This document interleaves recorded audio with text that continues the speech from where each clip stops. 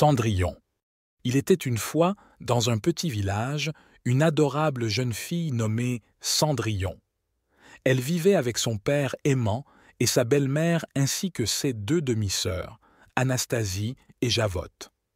Mais malheureusement, sa belle-mère et ses demi-sœurs n'étaient pas gentilles du tout avec elle. Elle la faisait travailler toute la journée, nettoyer la maison, laver les vêtements, et elle n'avait même pas le droit d'aller au bal. Un jour, alors que Cendrillon était occupée à balayer le sol, une gentille fée apparut devant elle. « Ne pleure plus, ma chère Cendrillon, » dit la fée. « Je vais faire en sorte que tu puisses aller au bal et rencontrer le prince charmant. »« Oh, vraiment ?» s'exclama Cendrillon avec émerveillement. « Oui, mais tu dois promettre de rentrer avant minuit, car c'est à ce moment-là que le sortilège prendra fin, » dit la fée. Cendrillon promit et la fée, avec un coup de baguette magique, transforma une simple citrouille en un magnifique carrosse, les souris en chevaux, et ses haillons en une somptueuse robe de bal.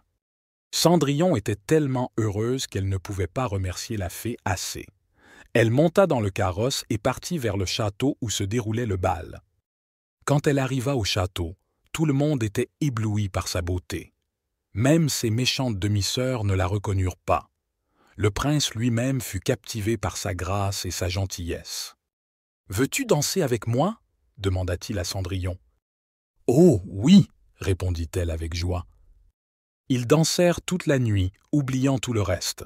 Mais bientôt, l'horloge sonna minuit, et Cendrillon se souvint de la promesse qu'elle avait faite à la fée. « Je dois partir !» s'exclama-t-elle en panique.